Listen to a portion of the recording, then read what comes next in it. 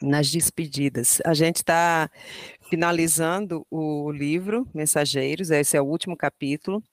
No capítulo anterior falava da desencarnação do Fernando, e aí ele tem uma parte até interessante, que eu vou voltar aqui só um pouquinho para a gente ler só essa parte. Acho que ele fala das criaturas que estavam esperando, né, o Fernando do outro lado, e aí o Aniceto fala assim, ó, cada criatura na vida cultiva as afeições que prefere. Fernando estimava os companheiros desregrados. Não é, pois, estranhável que tenham vindo esperá-lo, né, na estação de volta à existência real.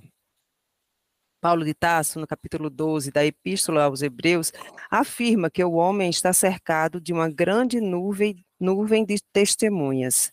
E é essa parte que eu acho que é bem interessante, né? É o cuidado que a gente tem que ter com essas testemunhas, com tudo que está ao nosso redor, né? O que a gente pensa, como a gente age. Desculpa. Ora, essa informação foi endereçada ao espírito humano há quase 20 séculos.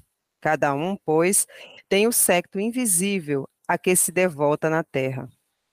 Mais tarde, quando a coletividade aprender a grandeza das lições evangélicas, todo homem terá cuidado na escolha de suas testemunhas. Eu achei essa parte muito interessante.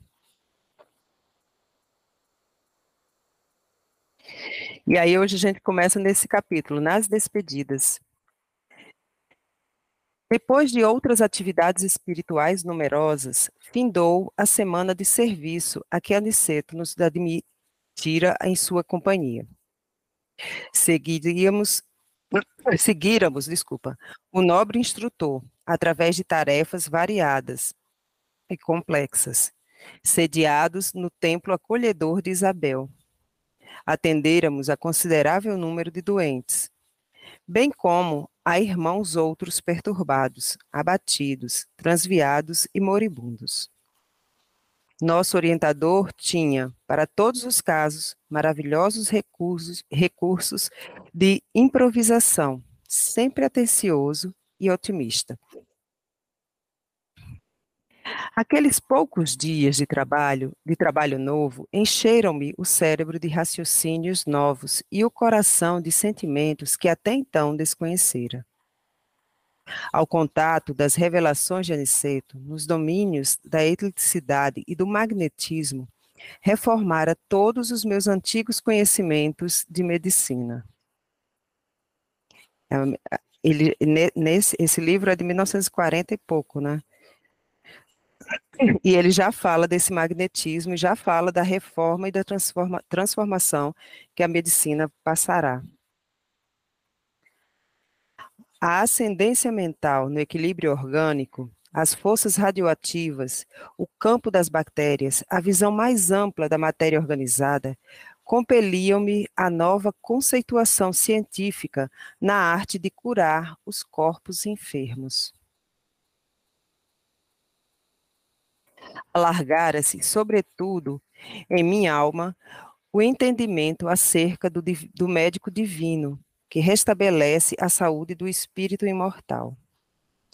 A claridade extensa, que me felicitava agora o espírito, fornecia mais largo conhecimento de Jesus. Compreendi, então, que a fé não constitui uma afirmativa de lábios, nem uma adesão de ordem estatística. Procurá-la-ia em vão na esfera sectária, nas disputas vulgares, nos cultos exteriores alteráveis todos os dias. Era, sim, uma fonte d'água viva, nascendo espontaneamente em minha alma. Gente, é tão bonito isso que ele falou, né? De que, às vezes, a gente é compelido a acreditar que você precisa de um templo, você precisa de algo mais material, e até algumas pessoas, na verdade, até precisam, né, para poder vir a se conhecer depois a ver que o amor brota de dentro, né? Que a fé vem de dentro, é uma fonte de água viva, nascendo espontaneamente. Traduzia-se, vou continuar, Jane, pode falar. essa parte bonita dele, no André Luiz, né, nesse último capítulo, refletindo, e isso tudo foi uma experiência de uma semana. Estava Então, pensando nisso.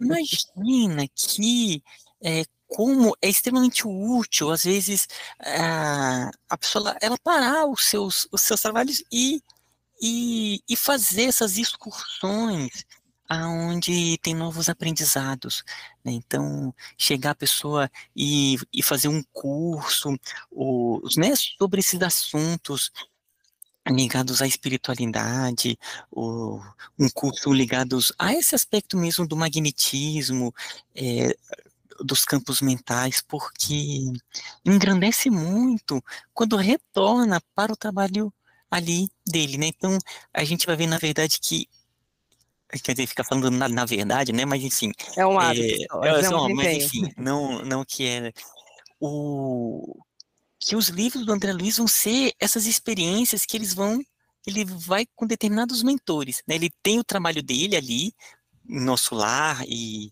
aonde, independente qual for o trabalho dele, e ele vai em determinados momentos em excursões de aprendizado. Então, os livros vão estar muito ligados a isso. E no Manuel Filomeno de Miranda também. A gente percebe uma que é um momento em que ele para o trabalho e vai realizar alguns trabalhos com os mentores, sabe?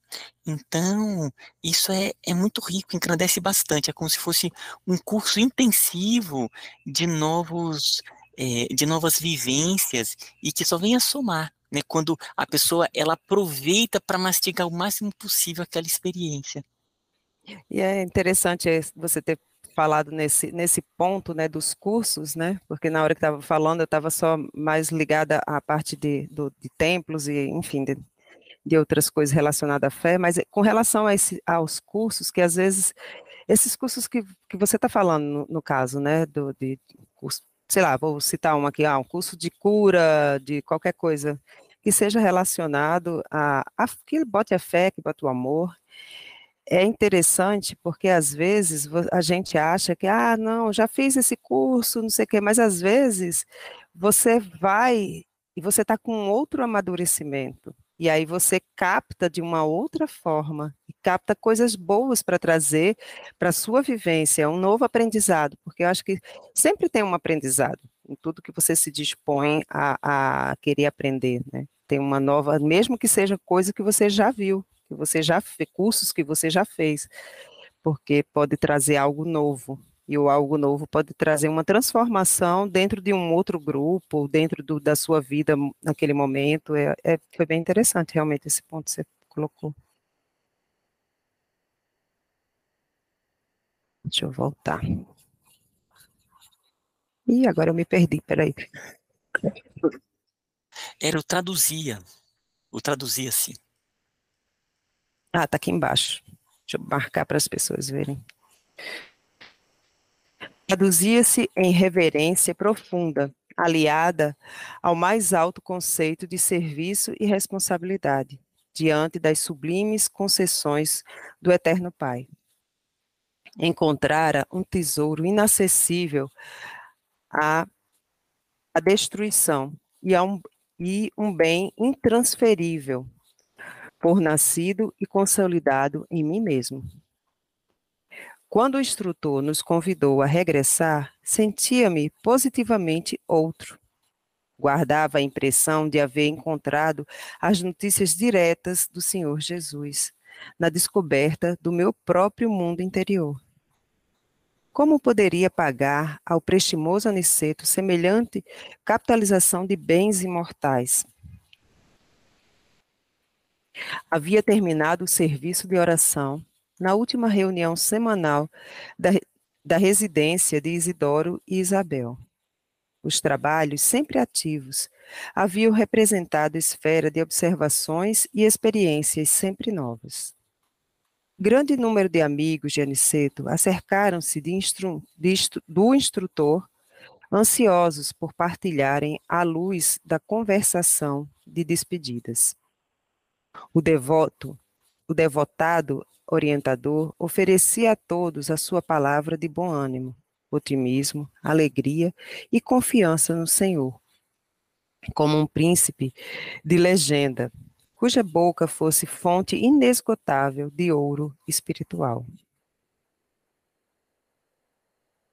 Vicente e eu tínhamos os olhos úmidos, desejosos de externar-lhe verbalmente nosso reconhecimento pelas bênçãos,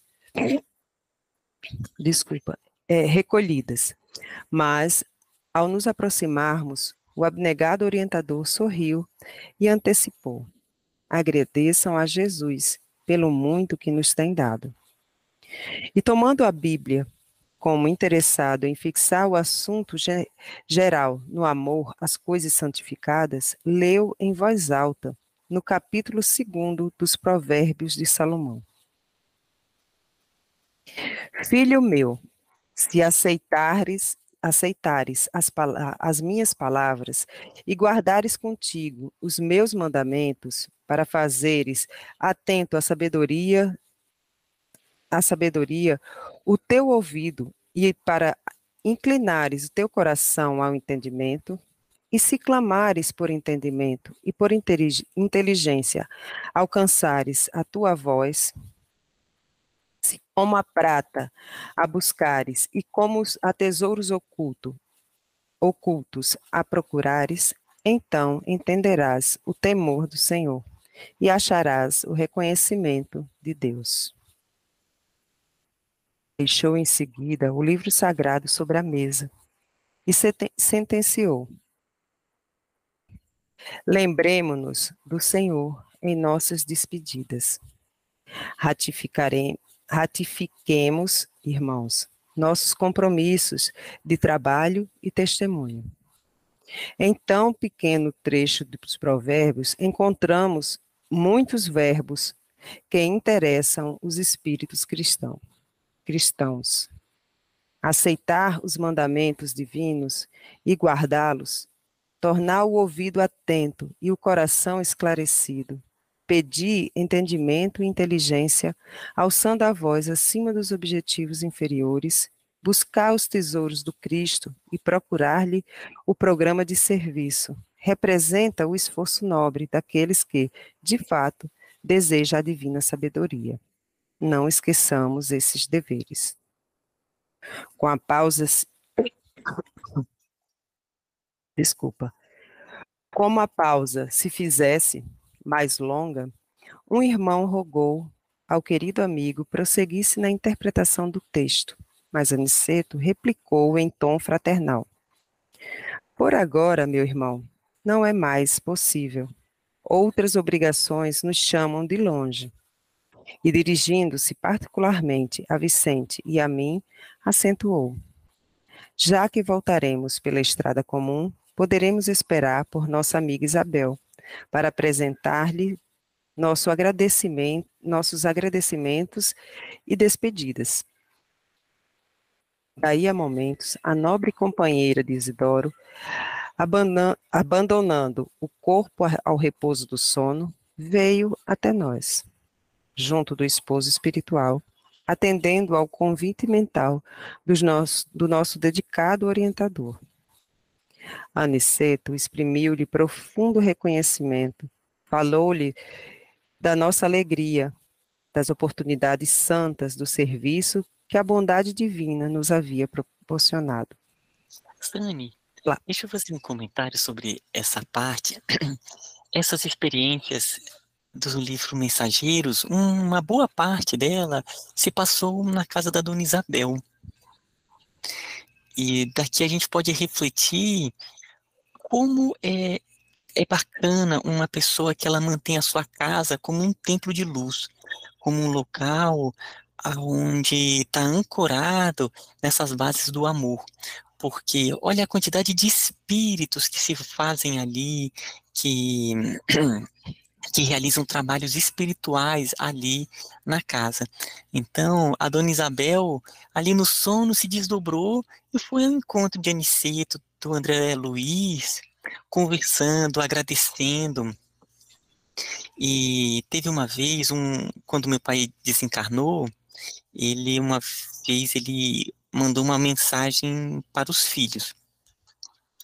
E nessa mensagem, na verdade foi a primeira mensagem que ele deu. Ele falou sobre esse aspecto espiritual e ele falou assim: tenham amigos. Quando vocês passam por lado, né, esse lado, vocês percebem como que é importante ter pessoas queridas, ter pessoas que tenham esses mesmos ideais espirituais. E ali, na mensagem, ele queria dizer não só os amigos do campo físico, mas amigos espirituais. Então, esses amigos que a gente vai se fazendo por conta desses trabalhos de amor e cada vez mais vai ampliando essa essa grande comunidade de trabalhos fraternos. E a Dona Isabel é um exemplo, né? Imagina quantos e quantos amigos, quantos e quantos espíritos vão ali na casa dela e foram acolhidos e depois começam a trabalhar ali na casa dela, no caminho espiritual, quantos mentores, quantos espíritos passaram, como que ela semeou tantas e tantas amizades, sabe? Então, lembrando aqui esse final de semana, a Solange que abriu sua casa, né, para o nosso encontro, como foi acolhedoras, né, a Sânia, os filhos ali com todo aquele carinho, é, é algo que é muito profundo e é inesquecível, né? Então essas pessoas vão ali na casa da Dona Isabel e se lembram sempre com carinho desses momentos que são tão felizes, né? O Rômulo, né, que me estendeu a mão em um momento que eu precisava. Então é o aspecto ali que a gente jamais esquece. Todos esses auxílios. E do ponto de vista espiritual também, quando a gente faz a nossa casa um local para acolhimento, acolhimento tanto no campo físico quanto no campo espiritual, sabe? Opa, Djaí. Oi, Jay. Eu queria pegar todo esse gancho que você falou, tá? E só que eu gostaria de acrescentar, no caso, como você falou, o espiritual. O espiritual, por exemplo, como o nosso grupo que a gente está fazendo essas leituras desses espíritos, como exemplo, Miramês, André Luiz, tem falanges do plano espiritual, eles ficam aqui com a gente, convivem com a gente. Então, além desses amigos físicos que você acabou de descrever, nós temos nossos amigos que também se identificam com a nossa forma de ser, porque a gente está lendo aqueles autores, eles também se admiram e mantêm contato, entendeu? Então, quer dizer, fica toda uma corrente para frente. É só isso que eu queria acrescentar. É uma corrente do bem. Nós estamos cercados aqui, cada um no seu lar, cada um no seu local, cercado de espíritos que estão aqui junto, lendo, aprendendo junto com nós todos. Alguém mais quer falar? Vou continuar. Eu vou falar. Pode falar. Isso que vocês estão levantando é interessante, né? Que ontem a gente fez uma vibração muito envolvente, né? Todo mundo se envolveu muito. E da noite eu fui ouvi-la de novo. Assim, você até sente as palavras, você vê a beleza do que é dito, mas é totalmente diferente. Que ali naquele momento da manhã, está todo mundo intimamente ligado, você está ligado a toda uma egrégora que está ali junto com teus mentores, com tudo, e, é um impacto, uma energia assim, absurdamente diferente. Então, qualquer um de nós pode pegar a radiação de ontem e ouvir novamente, vai achar bonita, mas não vai chegar nem perto do impacto, da emoção, da energia que a gente sentiu quando foi feita naquele momento, naquela hora exata, onde todos os fatores estavam unidos para que aquilo acontecesse.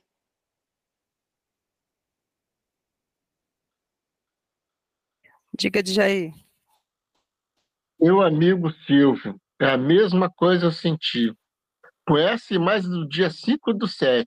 Chega até a ficar com lágrimas nos olhos, como você falou. Cara, a diferença, como você falou, é gritante, é abissal. A gente tenta imitar, a gente tenta buscar aquela sensação que nós tivemos, né?